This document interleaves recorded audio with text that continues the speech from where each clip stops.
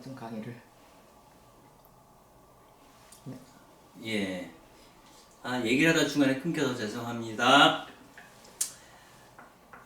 여기서 우리가 주목해서 볼 사람이 이제 서홍석 신부님하고 정양무 신부님이죠.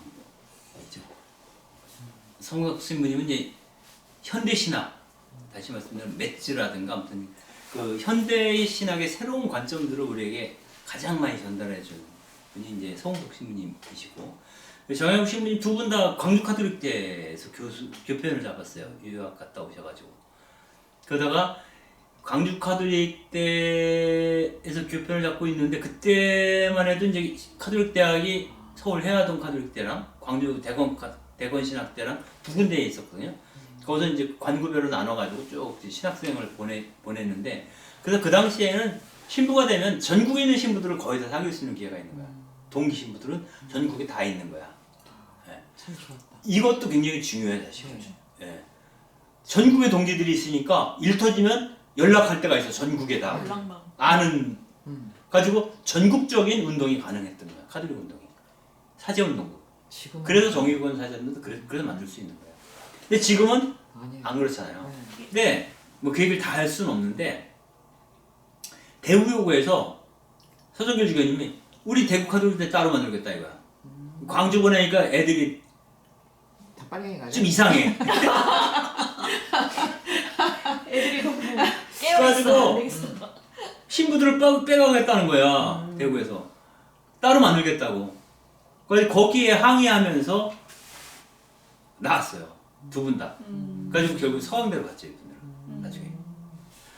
그 성석 신부님 그 부산 교구로 돌아가서 메리널 병원, 부산 메리널 병원 대청동에 있는 거기 원장도 하고 그러시다가 이제 서강대로 오셨죠.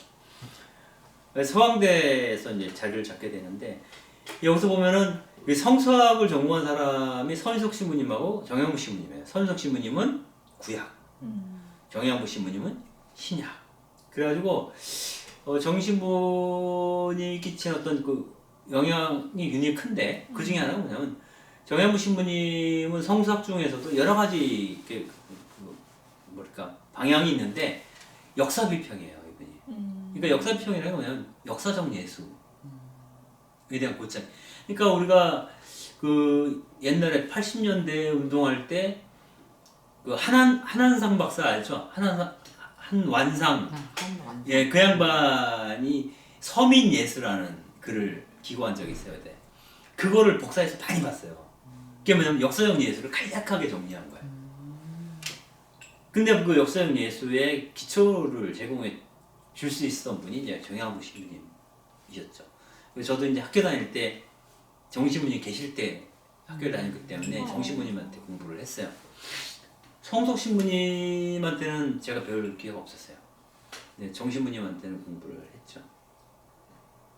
그리고 함세무 신부님은 비교적 연배가 조금 어리지만 그래도 뭐 연세가 꽤 있으시죠. 이분은 교부학을 전공했는데, 우리가 그 실천적인 신학을 공부할 때 가장 중요한 게 성서학, 무조건 성서학적 기초가 있어야 되고, 그 다음에는 교부학이에요.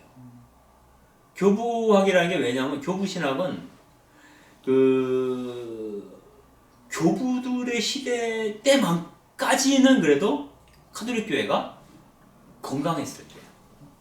예수님 돌아가지고 300년 이내거든. 길어봐야 400년 이내.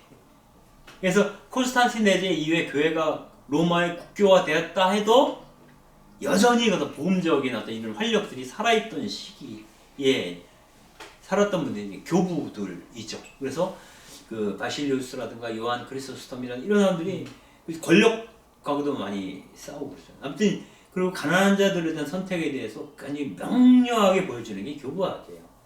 그래서 함세무 신부님이 나중에 정의권 사제단장이 중요한 역할을 하는데, 그 역할을 하게 된 것도 아마 교부학을 공부한 것이 큰 자산이 되지 않았을까. 그리고 보통 교부학을 전공한 사람들이 주교가 되는 경우도 많아요.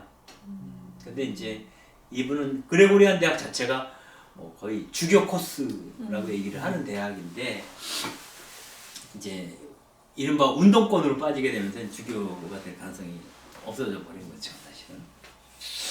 그래서 이러한 우리가 새로운 운동을 전개를 할 때에는 새로운 이론이 나와야 돼요. 그래서 그 라틴 아메리카에서 혁명운동이 발전할 때 혁명 이론이 필요하잖아요. 이게 카톨릭적 차원에서는 그게 해방신학이었던 거죠. 근데 그 한국교회 같은 경우는 이때까지만 해도 신학이 없었어요. 우리 신학이 없었고, 그 신학을 제대로 공부한 사람도 없었고, 사목자는 있었지만 본당 신부들이나 많이 늘었죠. 방인 사제들이 많이 늘었으니까. 그렇지만 제대로 공부된 사람이 없으니까 그 사람들은 우리 선교사들이 가르친 걸 계속 답습하고 있었단 말이지. 근데 이분들이 공의의 이후신학을 공부하고 온 거잖아. 그러니까 교회의 새로운 바람을, 기풍을 마련하는데 굉장히 중요한 역할을 하게 돼요. 정학원 신부님도 이분이 쓴 교회론 같은 책 보면 되게 좋아요. 공의의 이후신학이기 때문에 굉장히 좋아요. 근데 그걸 또 이제 어떻게 해석하느냐에 따라 다르긴 한데, 아무튼 뭐 그렇습니다. 그래서 이 시기에 그 김사추경이 사제들한테 남긴 글이 있는데, 그게 뭐냐면 주교의 추계정기총회 69년 12월에 열렸는데, 거기서 이제 그걸 마무리하면서 김사추경님이 이야기를 하세요. 근데 이 얘기가 너무 좋아서 사실은 전체를 다 옮겼어요. 한번 쭉 읽을게요. 사제들이 웃으면서 농담하는 제1차 바티칸 공의회가 교황의 공의회였고 제2차 바티칸 공의회가 주교들의 공의회였다면 제3차 바티칸 공의회는 사제들을 위한 공의회여야 하지 않을까? 라는 말을 하고는 한다는 거예요. 그렇지만 누구의 말대로 본당 신부들의 위치가 지배하는 위치로 확립되면 수사나 수녀나 평신도들은 무시를 당하고 있었는지도 모른다. 그러니까 사제들만 중요한 게 아니라 그 밑에서 무시당하고 왔던 그 수도자들이나 평신도들도 생각을 해야 한다. 그리고 이제는 새로운 시대니까 새로운 교육, 새로운 연구가 필요한데 우선 주교들이 배워야 된다. 이렇게 주교들이 배워야 된다. 그래서 70년 1월에는 교구장 및 장상들의 교육이 실시될 것이다. 현재 그 사제상을 지금 그리는 데 있어서 잊을 수 없는 것이 있는데, 사제 정신과 사목지침을 우선 예수 그리스도께로부터 찾아야 한다는 거예요. 예수님 중심, 예수님 어떤 분이신가를 이렇게 보고 사목자가 어떻게 살아야 되는지를 찾아야 된다는 거고요. 사람들이 그리스도의 복음을 받아들이지 않는 이유를 많이 연구했다. 사람들이 가난하고 무식하니까, 혹은 부유함 속에 만족하고 있으니 그렇다고 했다. 또 공산주의, 제국주의, 사회주의를 번갈아 탓하기도 했다. 또는 열심이 없는 신자, 미지근한 신부들의 탓이라고도 했다. 그러나 사실은 사람의 마음을 돌릴 수 있는 것은 많은 지식도 아니고 웅변도 아니고 권위도 아니며 오직 하느님만이 사람의 마음을 꿰뚫고 들어가신다. 라고 하는 20년 동안 노동생활을 했던 어느 사제의 말을 인용을 해요. 노동사제 얘기겠죠. 예. 남 탓하지 말고 우리 자신이 정말 그리스도처럼 살고 있는지, 하느님의 마음이 내 마음을 장악하고 있는지, 이런 것들을 고민해야 된다는 얘기를 하는 거죠. 그러면서 그 첼레스티누 1세 교황이 하는 얘기를 다시 인용합니다. 뭐냐면 우리는 다른 사람과 분별되어야 하느니 이는 옷차림으로서가 아니라 우리의 표양으로서, 제복으로서가 아니라 우리의 처신으로서, 우리 몸의 거치장으로서가 아니라 우리 마음의 승률로서 그러해야 한다. 라는 걸 인용을 합니다. 그래서 정말 내가 주교니까, 내가 사제니까 이런 거 별로 중요하지 않다는 거예요. 우리의 마음과 우리의 처신, 그것이 더 중요하다는 얘기죠. 그래서 우리는 모두 이 한국 땅의 복음을 전해야 하는데, 명실공히 우리의 고유한 문화전통 위에서 한국교회다운 교회를 건설하면 좋겠다. 베끼지 말고 정말 우리에게 정말 요청되는 그러한 어떤 그 교회를 세우면 좋겠다. 라면서 그 복음서의 내용을 결론 삼아서 얘기를 하면서 말을 끝냅니다. 그 내용은 나는 이 세상에 불을 놓으러 왔습니다. 이 불이 벌써 터올랐으면 하고 얼마나 바라는지 모릅니다. 그러니까 이 말이 상징적인 것은 60년대 말이 되면 새로운 불길이 일어나기 시작하는 거예요. 60년대 교회가 어땠느냐? 60년대 전반적으로는 아직까지는 뭐 신도직물 사건 같은 게 있긴 했으나 대체로 사회 정치적인 문제에 대해서는 무관심하고 피하려고 하는 입장. 그리고 원어 사업주의에 치중하고 가난한 사람들한테 먹을 거 주면 되지. 그래서 거기에 머물러 있었던. 그리고 그런 태도를 보이게 된 베이스는 뭐냐면 군사 정권이라고 하는 여기서 우리가 교회가 다치지 않고 마치 박해 시대를 견디는 것처럼 숨지고 있어야 된다 이런 얘기인데 사실 대구 쪽에서는 열심히 정치 활동을 했어요. 친군부를 위한 그죠? 그러니까 이게 참 그 상황에서 이제 여러 가지 이런 어떤 그 교회의 어떤 그런 조건의 변화, 요청의 변화 이런 걸 통해서 그런 어떤 교회가 바뀌어야 된다라는 것을 김선 추기경님의 입을 들여서 얘기를 하는 것이죠.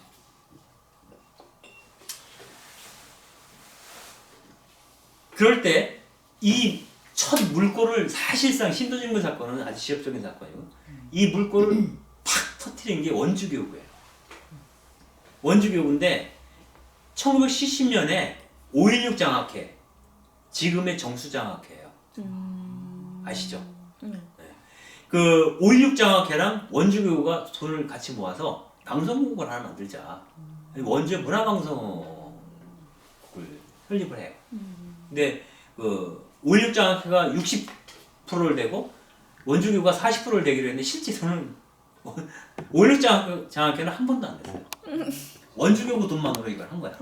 근데 이게 회계장부 보여달라는데 회계장부를 안 보여주는 거야. 이 돈을 어떻게 썼는지 알 수가 없어요.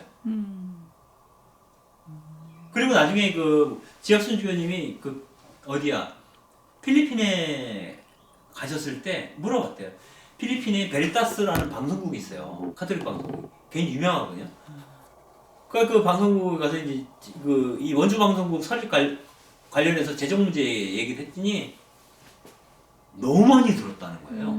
그러니까 이완이 거의 사기당한 거예요. 원주교구가. 덤탱이를 씌운 거야. 그래가지고 열받아가지고 이제 따지러 가는데 만나주지도 않아. 5.16 장학회에서. 주교를. 문전박대하는 거야. 그래가지고 이제 이른바 부조리 척결운동. 여기 있잖아요.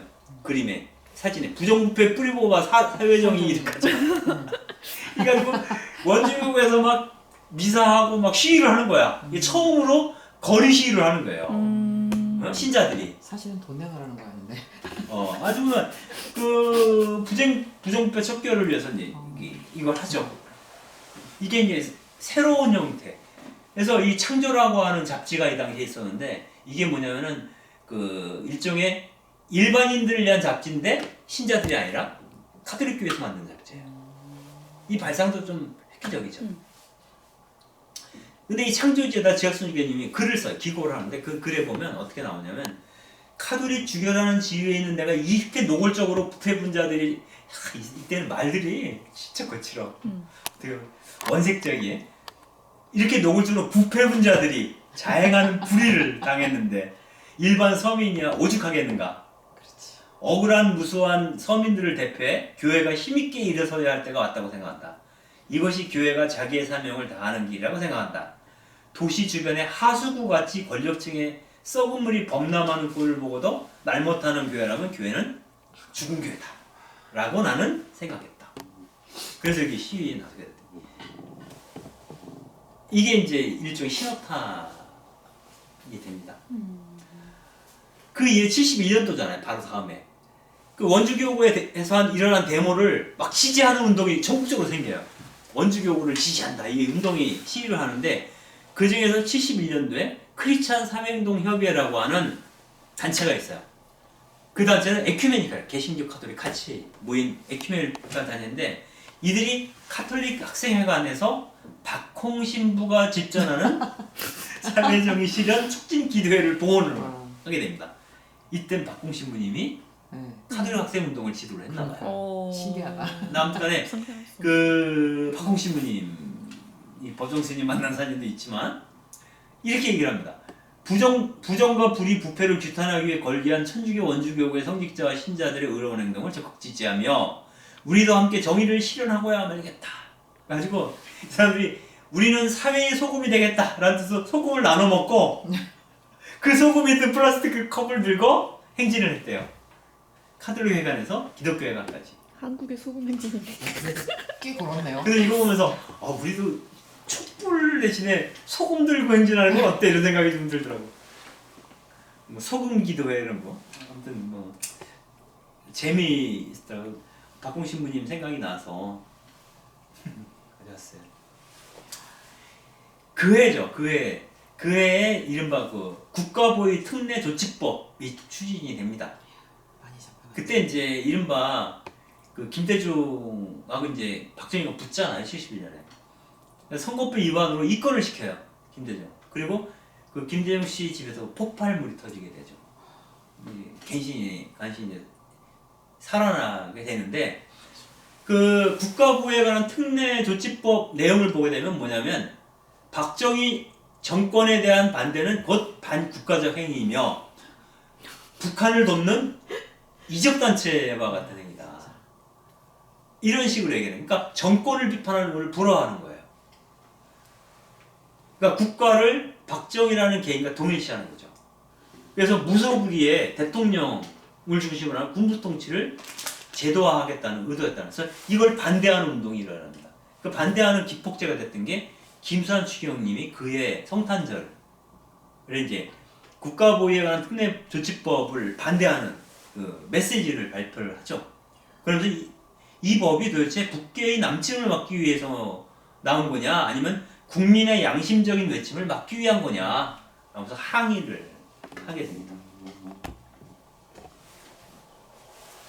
그 70년대 초반부터 이제 김수환 추기경, 지학 순주교를 중심으로 해서 터져나오기 시작해요. 집단적으로. 그리고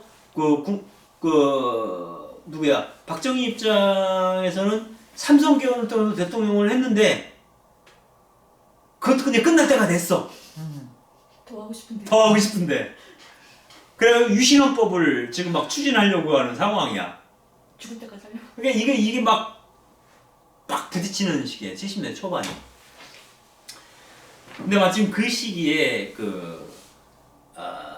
멕시코 주교회의 이 삼옥지에 실린 거예요. 삼옥지가 굉장히 큰 역할을 한 거예요. 보면 삼옥지에서 그 멕시코 주교회의가 내용을 소개를 합니다. 여기서 보면은 주교들이 이날 그 결의를 하는데 결의 내용을 잠깐 보면 이거 되게 재밌어요. 교회의 사모 활동은 사람들을 압박하는 문제의 밑바닥까지 그 뿌리까지 파고들어야 된다. 되게 격렬하죠. 왜 이 사람이 가난한지 뿌리까지 따져 물어야 된다는 거예요. 그러므로 불의를 탄핵해야 되고 사회, 경제적, 정치적 부면에서 사람들을 압박하는 개인이나 단체들을 인정해주거나 암암리에 지지하는 일을 교회는 그만둬야 된다. 이 대구교구 들으라고 이걸 옮겼는지 모르겠지만 그렇게 얘기를 합니다. 그 다음에 교회는 한 단체로서 개방적이며 봉사적인 자세를 취하여 세계의 어떠한 종류의 그룹과도 협조할 수 있어야 한다. 그러니까 의로운 사람들이라면, 옳은 일이라면 누구랑도 손잡고 같이 연대할 수 있어야 된다라는 입장. 이게 이제 이를테면 우리 같은 경우 개신교와 협력하게 되는 것과도 상관이 있겠죠. 그 다음에 젊은이에 대해서 특별히 관심을 갖게 돼요. 근데 이 당시에는 그 학생운동이 되게 중요했잖아요. 대학생들 데모하는 게 굉장히 중요하잖아요. 이 젊은이들은 교회의 영원한 젊음의 표지다. 이렇게 얘기를 하고 있고요. 그 다음 네 번째로 교회가 점차적으로 속권의 외적 표지를 감해야 할 것이며, 속권의 외적인 표지를 감해야 할 그러니까 이건 뭐냐면 가장 극단적인 예가 그거죠. 교황의 복식이 황제의 복식이잖아요. 네? 그러니까 속권의 권위를 교회가 취하는 거야. 자기의 권위를 보이게. 그런 식의 방식은 이제 그만하자는 거예요. 그래서 그 가장 대표적인 게 레오날드 보프 신부에 대한 사건이죠. 그 양반이 그 교회 권력과 은총이라는 책을 쓰고, 그래서 교황 중심주의를 비판을 하죠. 그러고 나니까 이제 소위 민중으로부터 다시 탄생하는 교회를 주장을 해요. 그 교황청에서 소환이 됩니다. 이게 1984년인데 그 당시에 그 신앙교리 성장관이 이제 라친거 추기경 나중에 요한 베네딕토 16세 교황이 되는데 그분이 이제 소환을 하죠. 그래서 키리정 교리성으로 들어가는데 그때 보프 신부님이 갈 때 혼자 가면은 이제 힘들 거잖아. 그러니까 그 로시아에서 추기경하고 안주 추기경이 같이 따라가죠. 중남미 주교의 의장이에요, 이 사람들은. 그러니까 명망 있는 주교들이 같이 보프를 대동하고 가요. 그래가지고 보프가 갔더니 라친거 추기경이 첫 질문이 뭐냐면 왜 신부가 수단을 안 입습니까? 이렇게 물어요. 로만 칼라를 왜 안 차요? 이렇게 물어본 거야. 그러니까 보프 신부님이 제가요 로만 칼라 차고 버스를 타면 할머니들이 자리를 양보하세요. 그래서야 되겠습니까? 이렇게 답을 해요. 맞죠. 굳이 이거를 차서 사람들이 카톨릭 국가니까 그렇게 해서 사목 못 한다는 거야. 민중들을 위한 사목. 그 얘기죠. 외적 속권의 어떤 표지 이거를. 그래서 속권과 사회적 부로부터 물질적인 특권을 받으려고 하지 말고 전례를 단순하게 하고 성사의 성직 매매를 피한. 아마 이건 성사라는 게 뭐 글쎄 뭘 말하는 건지 정확히 모르겠어요. 요 번역 자체로는 모르겠는데 좀 잘 모르는 번역이에요. 성사의 성직 매매 이게 무슨 말인지 모르겠는데 뭐 봉헌 같은 것도 가능하겠죠. 돈 주고 이제 봉헌하잖아요. 돈 받고 이제 축복해주고 이런 거. 네. 그래서 결과적으로 영신적 영리주의의 인상을 주는 모든 것으로부터 교회가 벗어나야 된다라는 얘기를 합니다. 영신적 영리주의는 뭘까요? 이 사목제에 이렇게 번역되어 있어요. 영신적 영리주의. 지금도 여전히 행해지고 있는 그런 게 아닐까 싶어요. 영적인 구원을 돈으로 해준다는 이유로 돈을 받는 네. 거죠. 그런 거 지금 뭐 지금도 많죠. 네, 지금도 사실. 여전해요. 부적팔지 말라는 얘기인데 네. 여전히 하고 있어요. 뭐 그런 것들이 이제 그러니까 70년대는 엄청나게 새로운 것이 많이 들어와요. 그래가지고 사실은 우리가 지금 2019년을 살고 있지만 70년대 한국교회에서 출판된 책들을 다시 봐야 돼요. 아주 새로워요. 다 절판됐어요. 100%. 여기 몇 권 꽂혀 있어요. 근데 지금 읽어도 너무너무 새로워. 인간에게 기도하는 하나님, 의의 분리. 이런 제목 자체가 끝내주잖아. 네. 도서 목록 좀 근데 인간을 위해서 기도하고 계실 것 같아요. 그래서 예수님을 보내신 거고. 매 순간 어제도 제가 네. 어디 갔더니 가서 책을 보는데 거기에 그런 책이 도서관에 갔더니 그런 책이 들어요. 사람들에게 쩔쩔매는 하느님의 책이 있어요. 그리고 또 한 가지 사목제 소개된 거야. 이게 사목제 교회기간제 사회주의라는 카톨릭 모임 칠레 사제단 얘기가 실려. 이게 대단한 거야. 70년대 초반에. 그 박상대 신부님이라고 이 양반은 성서신학자예요. 굉장히 유명한 신학자예요. 성서학에서. 대종교고. 지금은 완전 원로 신부님인데 돌아가셨나 모르겠어. 굉장히 나이 많으신데. 이 신부님 책으로 공부를 했거든요. 대학 다닐 때. 아무튼 이분이 기사를 이렇게 번역해서 소개를 해요. 이 기사를. 그 기사 제목이 복음과 사회주의의 공존은 불가능한 거예요. 이건 되게 중요한 주제예요. 그동안 아까 말한 반공이라는 이 부분과 연관이 되어 있기 때문에 그래요. 400여 명의 평신도들과 많은 사제들이 칠레 산티아고에 모여서 사회주의를 위한 카톨릭 대중모임을 열었다는 거예요. 거기서 아주 그 분위기를 장악한 것은 어떤 내용이냐면 나는 피압박자들에게 해방의 기쁜 소식을 전해주러 왔다고 하신 예수님의 말씀과 그리스도인들이 전폭적인 혁명을 과감하게 증언할 때 라틴 아메리카의 혁명은 그 어느 누구도 꺾을 수 없을 것이다 라고 한 게바라의 말을 특별히 강조했다는 거예요. 여기서. 그러니까 게바라와 예수의 통합이에요. 네. 지금 소름 돋았어. 참가자들은 남미 인구의 절대 다수를 차지하는 카톨릭 대중의 의식을 일깨워서 이 대륙 여러 민족들의 해방을 위한 전선에 어떻게 하면 그리스도인들이 더 많이 참여할 수 있을지 그 구체적인 방법에 대해서 논의를 했다는 거예요. 그리고 이들은 마르크스주의를 사회 분석의 도구로 선택을 해야 한다고 주장을 했는데 그건 뭐냐면 우리 교회에 아직 피압박 대중을 해방할 수 있는 고유한 프로그램이 없기 때문에 그 분석 도구가 없다는 거야. 네. 신학은 사회 분석 도구가 아니잖아. 그쵸. 네. 그래서 제3의 길을 사회주의도 아니고 자본주의도 아닌 제3의 길을 선택하지 말고 사회주의를 가야 해요. 그래서 현행 자본주의 체제의 혁명을 통하여 전면적으로 도전하는 길밖에 없다. 라는 얘기를 사회주의를 지향하는 카톨릭 모임에서 사제들과 평신들이 모여서 했다라는 것을 박상래 신부님이 삼옥지에서 소개를 하고 있어요. 삼옥지가 폐간된 지 최근에 폐간된 네. 거죠?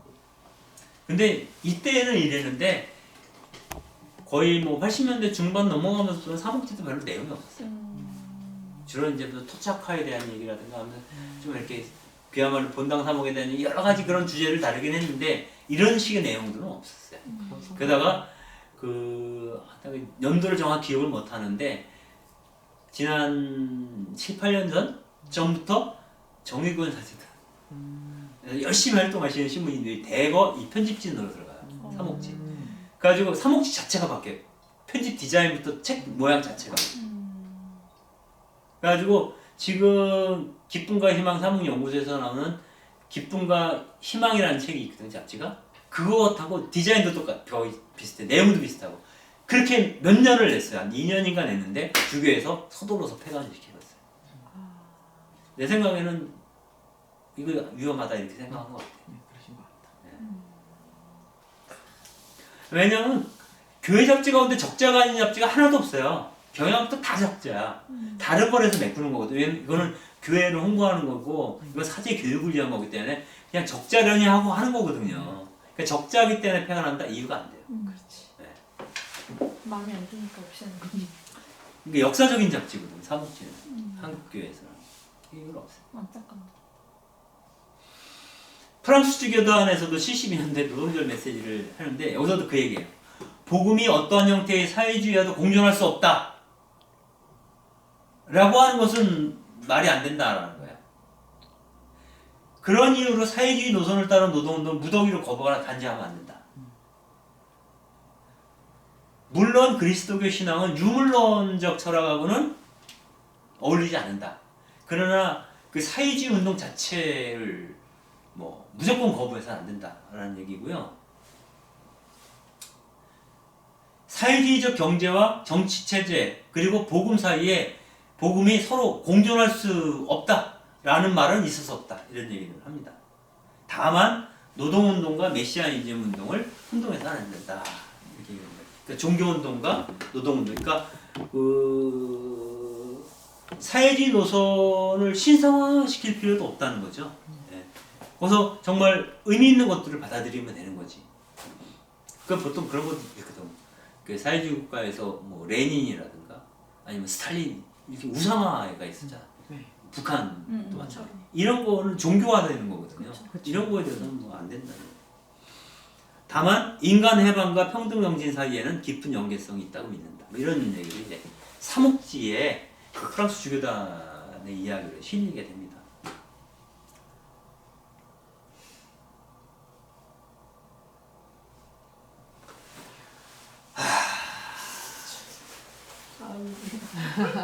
그리고 교회 운동에 사실 카톨릭 운동에 정말 획기적인 사건이 김지아랑 상관이 있어요. 지금은 김지아에 대해서 이제 이분 여러 가지 생각이 신자였어요. 있지만 김지아 저는 문체를 공부할 때 김지아한테 배웠어요. 저도 점층법이라든가 이런 거 어떻게 사람들의 마음을 이렇게 끌어올리는 이런 고유한 문체가 있어요. 굉장히 저는 좋아해요. 근데 아무튼간에 이 김지아 씨가 이제 민족적 민주주의 장례식에서 조사를 낭독을 하죠. 66년도에. 그리고 69년도에 서울길이라는 작품을 발표하고 그때부터 이제 김영일이라는 본명을 안 쓰고 지아라고 이제 이름을 필명을 쓰기 시작을 했고요. 70년에 사상계는 장준하 선생이 내던 장치죠. 사상계에 오적을 실습니다. 오적이라는 게 뭐 장군, 장관, 국회의원, 재벌 뭐 등등 이렇게 해서 5명을 얘기를 해요. 근데 아무튼간에 그 오적이라는 시를 담시 긴 시예요. 굉장히 길어요. 스토리가 있는 방곡법 위반으로 구속이 되죠. 그 상태에서 72년도에 이제 박정희 대통령이 비상계엄을 선포하고 72년도에 유신헌법 통과시키려고 그런 거예요. 그 유신헌법 만들어가지고 체육관에서 이때부터 대통령 따로 안 뽑는 거예요.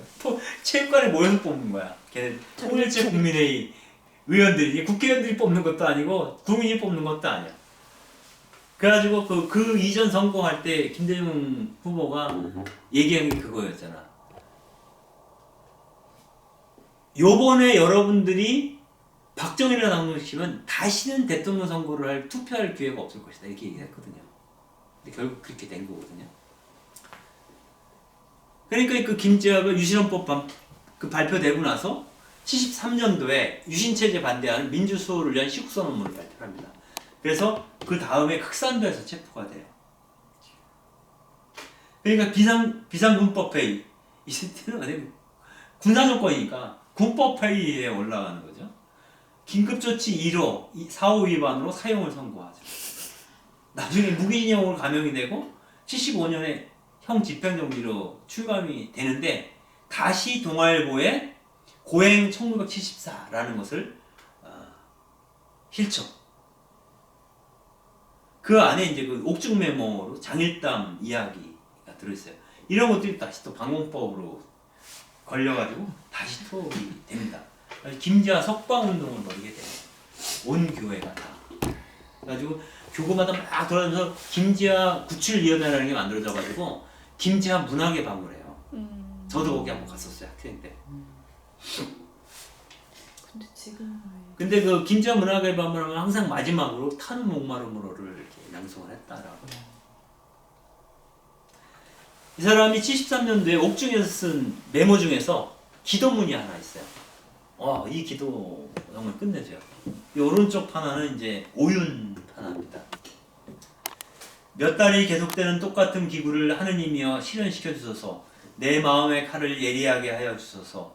통곡 속에 가슴이 찢어질 망정 끊고 아득히 싸움터로 나가게 하소서. 고통만인 외로운 피투성이의 싸움의 길, 헐벗은 민주혁명으로의 독한 삶의 길만이 나를 구원합니다. 그 고통 속에서만이 나의 신은 핏빛을 얻고 통곡과 해방에서 진실된 절규가 되나니 부디 나를 그 고통의 길로 가게 하소서. 애착을 끊어버리게 도와주소서. 일그러지고 병든 육신이 되어 어느 고리에선가 쓰러지리라. 그러나 내 가슴엔 한편의 맑은 시를 품게 하소서. 내가 찾아 헤매는 것은 안락이 아니며 행복이 아닙니다. 진리의 불기둥이며 산맥을 뒤엎는 폭풍이며 파도입니다. 그로부터 태어날 대지의 시 한 편 내 육신을 제물로 그것을 얻을 수 있다면 나의 생은 성공입니다. 밑바닥에서만 저는 행복합니다. 고통 속에서만이 저는 평화롭습니다.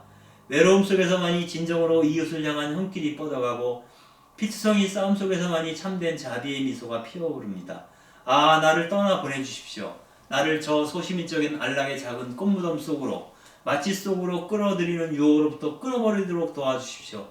끊어버리고 미칠 듯이 아픈 각성의 저 매운 겨울 새벽의 별빛 찬 벌판으로 보내주십시오. 홀로 기도하고 결단하고 대중 속의 밑바닥에서 오직 이들과 더불어 상처받고 오직 그들과 더불어 썩어 문드러지고 그리하여 끝끝내 그들과 더불어 서로 머리 고추 세우고 붉은 아침에 저 대지 위에 꿋꿋이 솟구쳐 오르게 하여 주십시오. 아무튼 이 김재국 출연회에서 이제 그 김재화 재판에 가서 참여를 하는데 그때 그 최기복 신부님이라고 인천교구 신부님이 있어요. 그 신부님이 이분에 대해서 얘기를 하면서 이분의 사상은 해방신학에 기초한 것이다. 그 당시에 교회에서 해방신학 하나 다 했어요. 가톨릭교회에서. 그 중남미 신학의 정통신학이었기 때문에 중남미의 교회의 정통신학이었기 때문에 그래서 이건 그리스도인적 표현이지 막시즘하고는 상관이 없다. 이런 식으로 변호를 했었어요.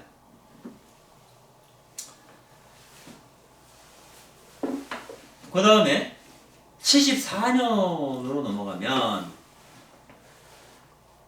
이른바 그 지학순주교님이 이제 그 민청년 자금을 김재열을 통해서 이제 전해줬다 라고 하는 거를 혐의로 해서 이제 외국 나가서 들어오시는 길에 이제 연행돼서 구속되죠. 구속되는데 결국은 김산추경님하고 그 김산추경님하고 박정희 대통령이 면담을 합니다. 그날 밤에 면담을 해서 얘기가 돼서 풀려나요.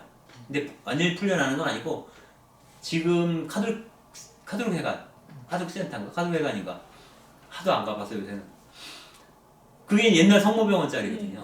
네. 네. 그 성모병원에 입원을 그러니까 성모병원 연금이에요. 강금. 치료차. 네. 그래가지고 거기서 이제 이렇게 해가지고 그 앞에 성모동선이 그 마당 나오면 바로 성모동굴이 있었어요. 네.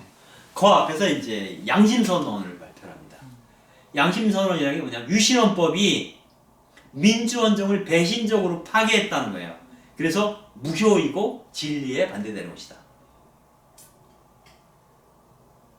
그리고 긴급조치 1545는 가장 참혹한 기본권 유린의 하나다. 그래서 유신헌법을 정면으로 이렇게 반대하는 입장을 발표하죠.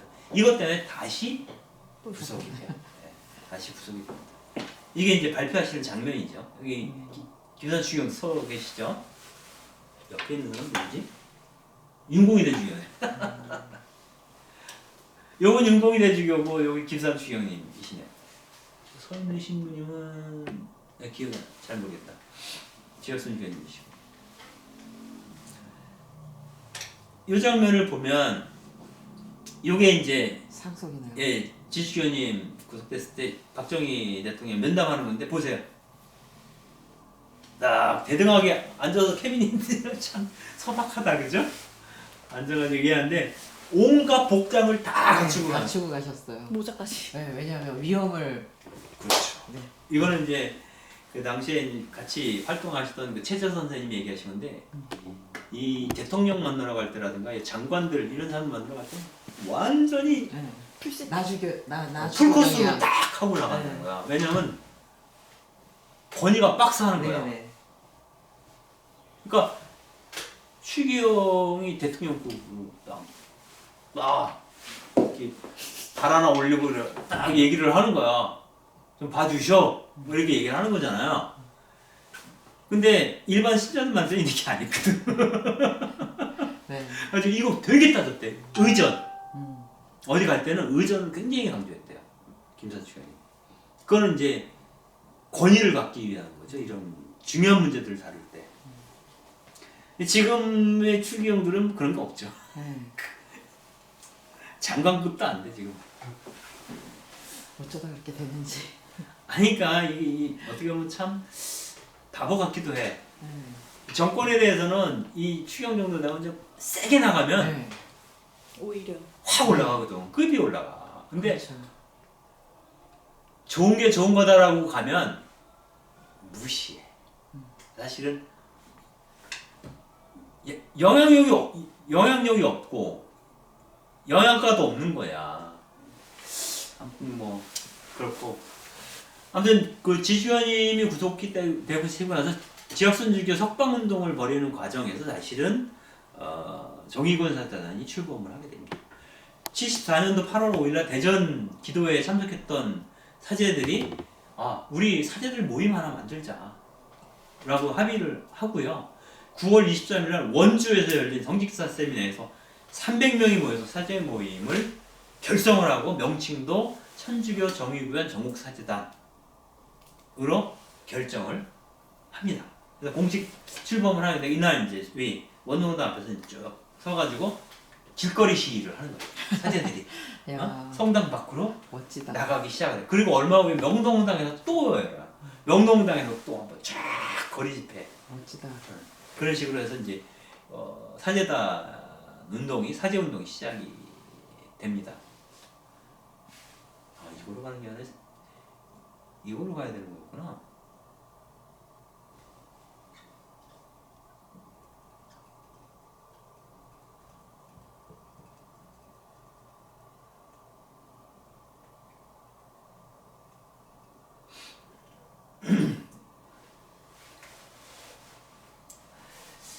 결국은 지학순 주교님이 수감 후 226일 만에 이렇게 석방이 되시죠.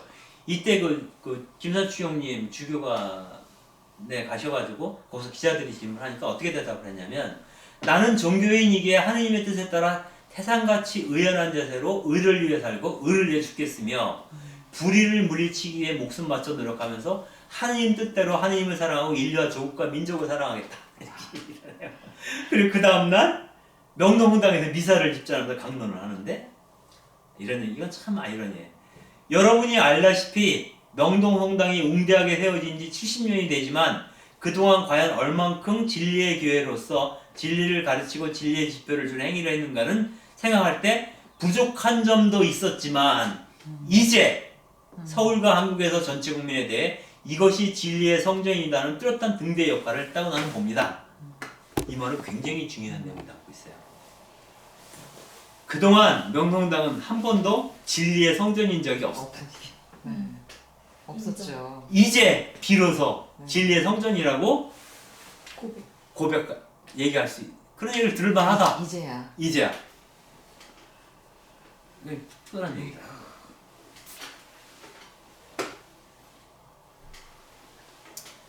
그 다음에 이제 70년대 카톨릭 운동에서 굉장히 중요한 역할을 하는 게 카톨릭 노동청년회랑 카톨릭 농민회예요. 카톨릭 노동청년회는 결국 그 지우스의 회원들이 그 민주노조가 80년대 이후 그 민주노조 운동에 굉장히 중요한 역할을 해요. 그리고 카톨릭 농민회는 거의 70년대 운동의 중심이었어요. 전체 운동에. 그래서 나중에 그 80년대 이후에 전국 농민회가 만들어졌을 때 카톨릭 농민회 사람들이 일부가 가서 전국 농민회를 만드는 거예요, 사실은. 그리고 생명 공동체 운동 내지는 유기농 운동 할 사람만 농민회 남고 나머지는 정치 운동이나 노동 운동을 할 사람들은, 농민 운동할 사람들은 전농으로 이전하게 돼요. 그러니까 그 한국 사회 운동에서 농민회는 굉장히 중요해요. 카톨릭 운동의 차원을 넘어서요. 개신교도 농민회가 있는데 카톨릭 농민회 같은 역할을 하지 못했던 것 같아요. 이건 원래 그 58년도에 카톨릭 노동청년회가 만들어지고 64년도에 농촌청년들의 농촌부가 만들어지는데, 그 66년에는 농촌청년회로, 71년도 본격적으로 활동을 시작할 때는 그때 71년도에 한국 카톨릭 농민회로 이름을 바꾸죠. 그래서 농민들의 사회적 지위 향상과 뭐 이런 조직적인 활동을 시작을 하게 됩니다. 그리고 주교단에서는 76년도에 공식 단체로 인준을 하게 되죠. 근데 여기서 이제 정권 말기 79년도 말기에 그때 이제 가장 큰 사건이 한평 고구마 사건하고 그 오원춘 사건 같은 거예요. 농민운동 관련해서는. 근데 오원춘 사건 같은 경우에는 이 사람이 그 안동교구 농민의 청기 분회장이었어요, 이분이. 근데 그 78년도에 군에서 심으라고 내준 씨감자가 이제 문제가 많았던 거예요. 그래가지고 감자 농사를 망친 거야. 그러니까 보상금을 타낸 거야, 항의해가지고. 근데 그동안은 관에 의해서 보상금 타내는 것을 엄두도 못 냈거든요. 근데 이 사람이 해냈거든. 그러니까 이 사람이 전국을 돌아다니면서 자기의 성공담을 사례를 막 발표하고 다닌 거야. 그러니까 이제 정부에서 보니까 얘 가만 놔두면 안 열릴 것 같아. 그렇죠, 네. 그래가지고 얘를 납치를 하게 됩니다. 납치를 하게 되는데, 이 납치를 당하고 나서 나중에 이제 이 사람이 영양본단 신장 사실상 납치당해서 어디 흑산도가 뭐 어디 울릉도인가 어디까지 갔다 왔다. 막 얘기를 하니까 대책위원회를 구성해요, 안동교구에서. 그래가지고 진상조사를 하면서 그 내용을 짓밟히는 농민운동이라는 제목으로 유인물을 내요. 여기에 이제 참여한 사람이 정우경 시부님하고 그 당시 총무였던 농민의 정재돈 선배인데, 이 두 분이 이제 연행이 되죠. 네. 안동교구청의 난입, 경찰력이 교구청에 들어와서 잡아가는데, 원래 이제 성소라 그래서 교회는 못 들어갔었거든. 네네. 근데 그냥 교구청이니까 뭐 볼 거 없는 거 그냥 부시고 들어가서 이제 잡아갔죠. 그랬다가 이제 며칠 후에 아니 한 세 달 후에 10월 26일 날 박정희가 죽죠. 그리고 나서야 형 집행정지 정지 처분으로 오원춘 씨랑 정호경 신부, 정재선 선배가 이제 석방 되게 되죠. 이게 농민에 대한. 이건 이제 정호경 신부님 사진인데 약간 나이 들어서죠. 그 여기 권정생 선생님 네. 생가예요. 그 집 같아요. 네. 그냥 한번 보시라고. 저기 돌아가셔서 향 가셨구나. 네. 아무튼 기일인 것 같아요. 네. 아이고. 네, 거의 다 왔습니다. 끝날 때가 됐는데 78년도, 79년도 이 시기가 이제 푸에블라 주교회의랑 관련된 시기예요. 이거는 제3차 중남미 주교회의가 멕시코 푸에블라에서 열리는데 푸에블라라는 말 자체가 저기예요. 민중이라는 뜻이에요. people. 푸에블라. 78년도에 바오르 6세 교황님 돌아가시고 요한 바오르 1세 교황님이 가난한 이들은 교회의 보물이라고 얘기하셨죠. 지금 1세 교황에 대해서는 너무너무 할 얘기가 많은데 시간이 없어서 그냥 넘어가는데 그리고 나서 폴란드 출신의 요한 바오르 2세가 즉위를 하게 되죠. 그래서 푸에블라 주교회를 둘러싸고 공방정이 일어나요. 그건 뭐냐면 중남미 주교회의를 셀람이라고 부르는데 이 셀람 사무총장이 로페스 트로이오 주교예요. 이 사람이 아주 보수파예요. 이 사람이 예수의 베케망스 신부랑 같이 협의를 해가지고 그린북이라는 걸 만들어요. 그린북 뭐냐면 푸에블라 회의 때 논의할 사전 문건이에요. 문헌을 만들어 놓고 이 문헌을 이렇게 두껍게 만들어. 그래서 그걸 뭐 회의 직전에 만드는 거예요. 그래서 배포래 사무총장이니까 배포를 하고 이걸 갖고 논의를 하게 해서 그 승인을 받는 거야. 그러니까 거의 논의도 없이 승인 받게 하려고 영신주의적 지향. 옛날에 메델린 주교에서 어떤 선언했던 것은 무효로 걸리는 문헌을 만드는 거예요. 그래서 그거를 배포를 해요. 푸에블라 주교회의에. 그러니까 푸에블라가 딱 개막이 되니까 주교들이 이거 읽어보지도 않았고 읽어볼 시간도 없고 우리가 주는 거 의미 없다. 그 중남미의 그 수많은 BCC 기초공동체 회람을 해서 그 사람들의 의견을 우리가 듣고 결정하겠다. 이렇게 된 거야. 그래가지고 그 자기들의 청원서들을 전부 쓰게 해요. 기초공동체. 그래서 그걸 다 모아서 그걸 총화해서 푸에블라 주교의 문헌을 승인해요. 아이고, 다행이네요. 그래가지고 이제 얘네들 의도가 네. 무산된 거죠? 무산된 거예요. 네. 무산된 건데 그 푸에블라 문헌을 보면 딱 보면 첫 장이 민중사목으로 시작이 돼요. 걔네들은 우리 보통 사목회의 의안 보면 교계제도부터 시작되거든요. 그래서 주교, 사제, 수도자 이렇게 직분별로 해달리 이렇게 나오고 그 다음에 뭐 본당사목, 특수사목 이렇게. 근데 여기서는 민중사목이 맨 앞에 나와요. 다른 모든 거는 이것을 위해서 존재하는 거예요, 사실은. 그 민중 자체가 하나님 백성이니까. 근데 그 시기에 이제 김담수 주교원이 수원교구에 이분이 이제 주교회 부의장이었는데 이분이 그 78년도 신호도 4차 총회에 가서 그 사회정의 분과에서 토론하는 중에 이런 얘기를 합니다. 그리스도교의 교리교육은 가난한 사람들에게 자기 인격의 존엄성을 자각시켜 의식하죠, 이게. 스스로를 방어하며 참된 인간 발전을 성취할 수 있는 능력을 길러줘야 합니다.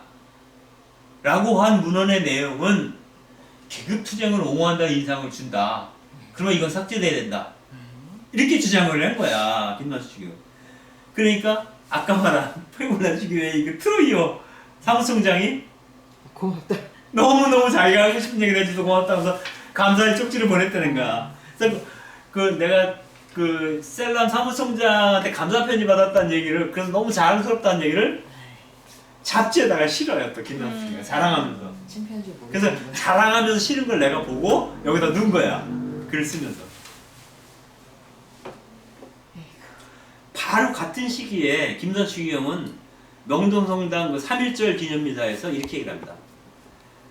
현 교황 요한 바오르 2세는 지난 11월 아련 때 정의에 관해 말씀하시면서 정의가 인간과 사회의 기본 토대임을 강조하시고 정의 없는 체제나 제도를 비판하시면서 인간을 위하여 체제가 있는 것이지 체제를 위하여 인간이 있는 것은 아니라고 하셨습니다.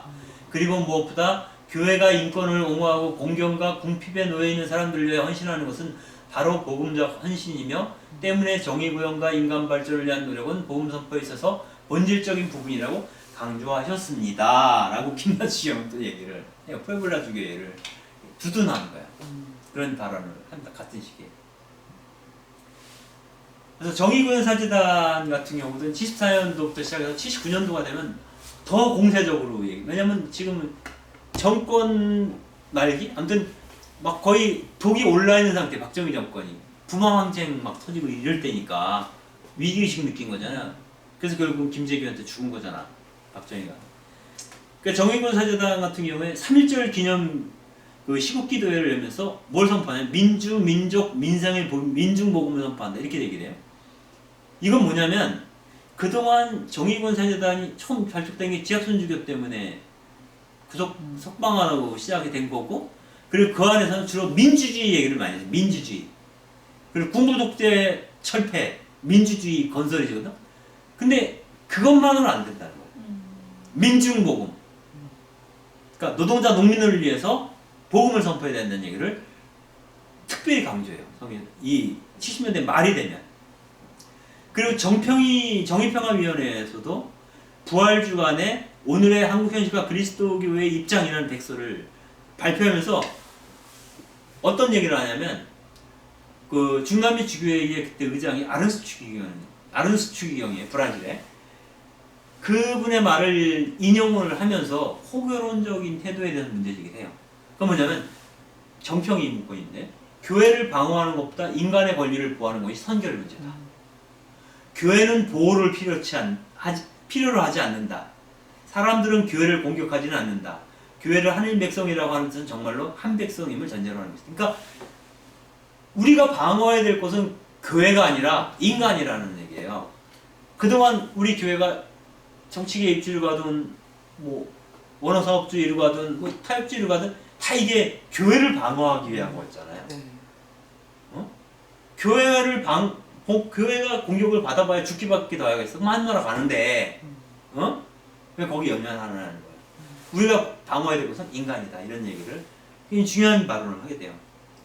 그리고 정의구현 사재단이 4.19 즈음에서 민중복음 선언이라는 것을 7월달이구나. 4.19 때는 이제 차라리 우리를 감옥으로 보내라. 감옥에서 살게 하는 지금 여기가 다 대한민국의 감옥이다. 이런 얘기를 하는 거고요. 그 다음에 7월에는 민중복음 선언을 합니다. 이것은 첫 번째 아까 얘기했던 민족, 민생의 민중복음을 선포한다라는 연장선상에 있는 거예요. 그리스도처럼 우리는 먼저 이 땅의 복음을 실천하고 증언하고자 한다. 민중에 대한 억압과 수탈은 하느님께 대한 모독이며 그것을 억압하는 자와 억압당하는 자 모두의 인간성을 말살하는 행위이기에 민중을 억압하는 체제와 제도는 폭력이고 그 폭력은 마침내 각성된 민중의 힘에 의해 타파되어야 한다고 믿는다. 라고 이제 굉장히 강력하고 거의 해방신학에 가까워요. 논리가. 그렇게 되니 이제 교회 안에서도 이제 카드 넘어갔어. 이러면서 나서는 그룹이 생겼어요. 78년도에 문정일 신부랑 함수영 신부가 이제 사실 특별한 이유도 없이 구속이 돼요. 그렇게 되니까 전주교구에서 사제단과 교회 단체들이 모여서 그 기도회를 개최하죠.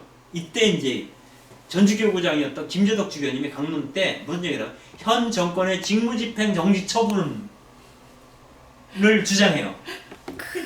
이 상징적인 거잖아. 넌 대통령 자격이 없어. 이렇게 교회에서 얘기를 하는 거야. 그러니까 이제 난리가 나고 그리고 침묵 시위를 했거든요. 그러니까 해도 너무한다 그래가지고 교회 현실을 우려하는 연장사제 49명 명의로 이제 주교단에게 드리는 호소문이라는 게 발표가 되는데 소위 이것을 우리는 국사제단이라고 얘기해요. 이 49명을. 가장 대표적인 사람이 서울교회 김창석 신부님하고 마산교구의 정학원 신부. 아까 그분이 주축이 됐다라고 얘기를 하는데 그 중에 뭐 여러 가지 얘기가 있는데 그 중에 몇 가지만 중요한 것만 얘기를 하자면 성직자들이 직접적으로 사회 참여하지 말고 이 선에 머물도록 주교들이 좀 얘기 좀 해달라. 결정해달라. 그리고 그 주교들의 결정에 대해서 복종할 수 있도록 하는 기풍을 만들어 달라. 그리고 성전과 거룩한 전례를 세속화시키고 교회 일치를 저해시키는 교회 내 탈선 단체, 교도권의 인준 없이 임의로 남발되는 모든 성명서를 조절해 달라. 이렇게 얘기를 하는데 교회 내 탈선 단체가 뭐냐는 거예요. 일치를 저해하는 교회 내 탈선 단체. 이게 정의근 사제단 얘기하는 거예요. 그래서 이런 식으로 이제 그 국사재단, 그래서 교회가 두 쪽으로 이게 어떻게 보면 두 쪽은 아니겠지만 아무튼 이러한 사재단이 활동을 시작을 합니다. 근데 기본적으로 얘기를 하면 1970년대 운동을 정리하자면 굉장히 60년대랑은 결이 다른 운동을 시작을 폭발적으로 이루었던 시기이죠. 박해도 많이 받았지만 성과도 굉장히 많았던 시기인데 주로 운동의 성격이 인권운동의 성격이다. 그래서 인권운동의 성격이라는 것은 해방운동이나 이런 쪽으로까지는 발전을 하지 않았다라는 의미인데 사실은 그 인권은 약자의 처지에 놓여 있는 사람을 불쌍히 여겨서 그들의 인권을 영향력 있는 사람들이 중심이 되어서 돌봐줘야 한다라는 마음이 깔려 있다는 거예요. 근데 교회 입장이 그런 부분도 있죠. 그래서 이러한 한계가 있어서 굉장히 의미 있는 70년대였다라는 거 하는 것이고, 그리고 이때 이제 뭐 헬더 카마라라든가 꾸테레스나 이런 신부님들 해방신학 소속들이 많은 영향을 주는 것도 있어요. 그건 80년대 아주 극적으로 나타납니다. 그래서 오늘 강의 여기까지 끝낼게요. 네.